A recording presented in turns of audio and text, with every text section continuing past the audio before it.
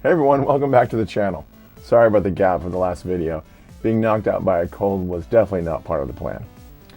It's already February, the new year is in full swing, and everyone's trying to eat healthy and avoid fast food. So obviously, I went the opposite direction and loaded up some fast food games on the Commodore 64. Fast food without calories. But here's the thing, the Commodore 64 only has 8 hardware sprites, and some of these games are actually showing more. After we play the games, we're going to dig into Sprite Multiplexing and see how that works. And we're going to take a look at an awesome demo from Michel De Bree, which really shows what's possible. Let's dig in.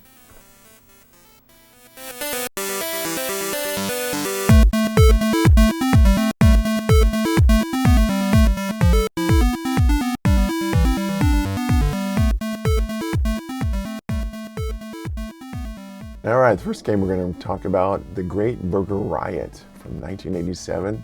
Publishers, Sparklers, Creative Sparks. Very interesting game. Let's take a look at the cassette here.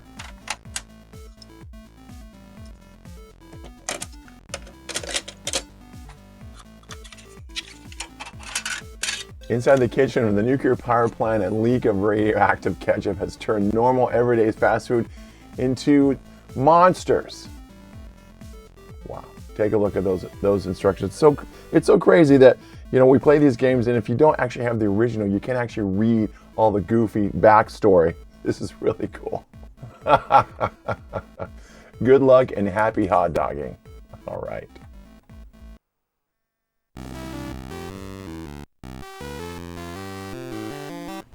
Yeah, this is kind of an interesting shoot 'em up game.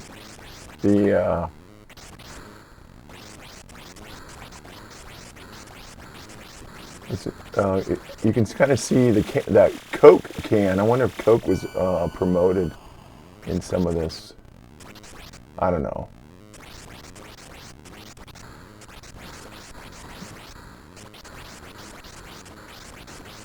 Jump into the action replay. Let's take a look and see if we can see anything kind of deep inside this game.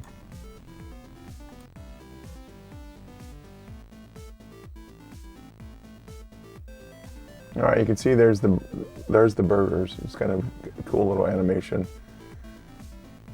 And I don't know what that is. Oh, okay, explosion. Maybe that was a hot dog. Oh, there's a rabbit. All right. Oh, there's the Coke can. Okay, cool. What is that? Salt? Salt shaker? One of the things you can do with the action replays, you can actually kill the sprites. So the idea would be that you would, you know, turn off the sprite collision, so then there would be, you know, no way for you to actually get killed playing the game. So let me see, I just tried that. Let's see what it does. So you can see, yeah, I'm going right through all the sprites. Okay. Looks like I wonder if that, it's possible that the piece I ran into was a custom character, so it wasn't a sprite. Okay, you can see, all right. Cool, okay. Let's see if I can get further doing this mode.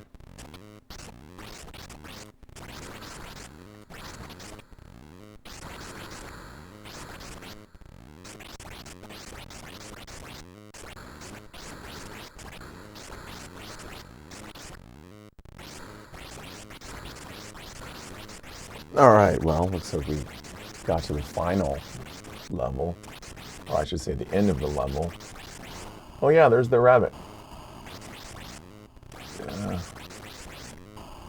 Well, looks like, unfortunately, because I can't shoot these characters, because I'm not going to be able to even get past it.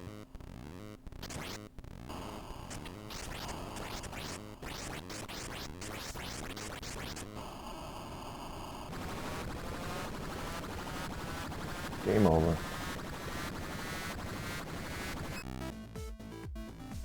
Alright, the next game, Whopper Chase, also from 1987. Publisher was Herbie Software. And This was a promotional game for Burger King in Spain, I believe. One of the things that's very interesting is I think some of the programmers that were developing this game actually also developed the Pepsi Challenge game. Interesting. All right, the instructions for Whopper Chase, they're in Spanish, but I can find them translated. So here we go. The year is 2025. Thanks to hard work and dedication, Burger King has created a Whopper that you don't need to go get. It will come to you. Of course, others want a Whopper, and some ingredients want to be extra on Whopper, but there is a hungry patron waiting, so you must soldier on. Wow, the year is 2025, well, 2026 now. And you could go get a burger delivered right to you from one of the various, I'm not going to promote any names, but one of the various delivery services that are out there. Very interesting.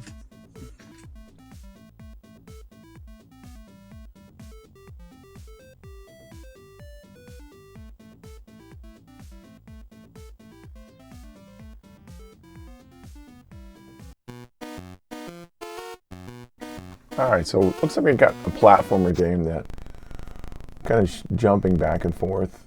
Okay. Looks like we can jump on the crates.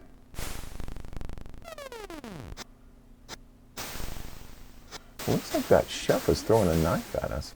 All right, let's jump into action replay. Let's take a look at the sprites in this game.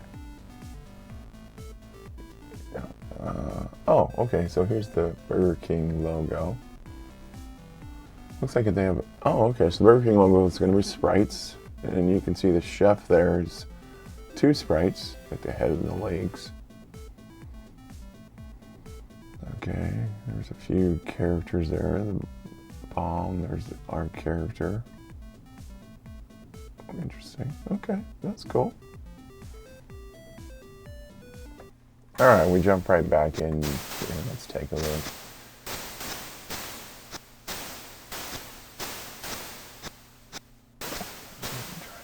So it said that there was something supposed to parachute. Oh, okay. So it looks like once we get to certain, okay, I can see now. Once we get to the certain points, it parachuted basically an overlay sprite on top of that Burger King. So there's basically, I believe there's 6 different levels, or screens that we need to go through and get to a certain point level, and then we will get another piece of the Burger King logo. Let's take a look at it in Retro Debugger. I noticed something interesting. It looks like there's more than 8 sprites actually running. Let's take a look at that. So we're loading it. All right, and you can kind of see there at the bottom there the custom characters. That's what they use to display that logo there. It's kind of interesting.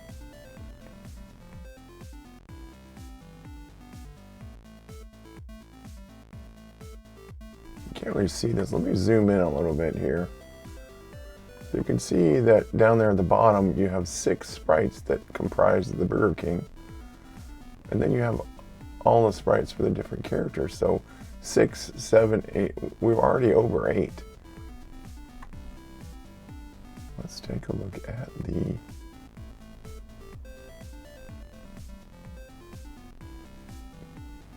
so if you look here, look at the I've paused it here. You can take a look and you can see the different characters, but when it's running, look what happens. The Burger King of the 6 sprites get overlaid on top of it. So it's like it's reusing those hardware sprites. But how is it doing that? That's a pretty cool technique. I mean, couldn't you just have used custom characters for the Burger King? Maybe. But I don't. What hardware sprites give you is the ability to move those graphics around very quickly and easily. So that's one component. Maybe that's why you wouldn't do that.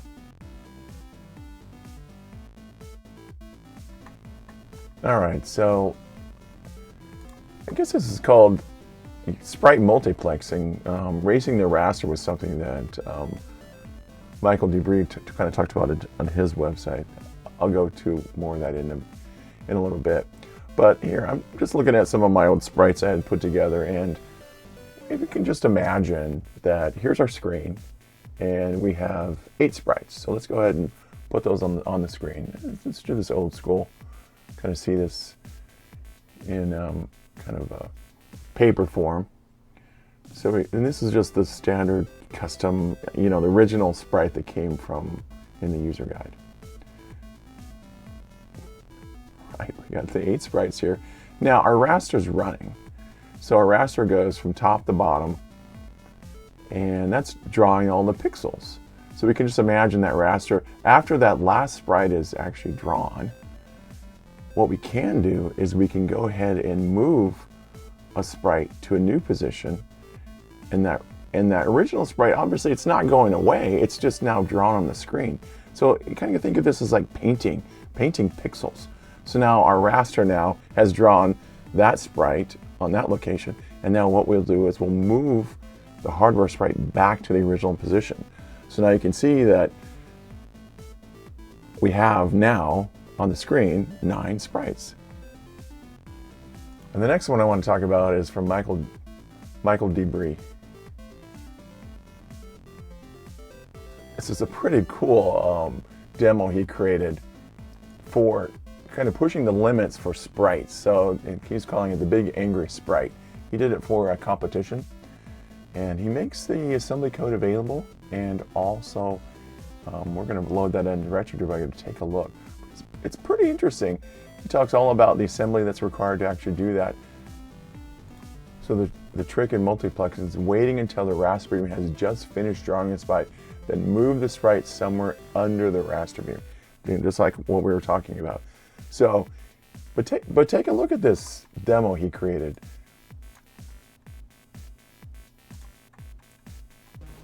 Building each sprite as kind of a small picture, so the picture itself as a whole is going to kind of give you the image. But you can see, take a look.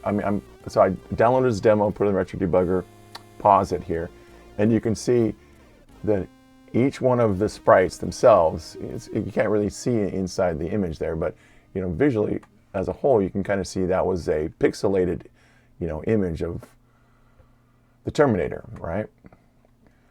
So if we take a look at the number of sprites down, we had 8 across, and I believe it was 11 down. And he also talks about using sprites as the text characters at the bottom. He explains in his website exactly how he's doing that.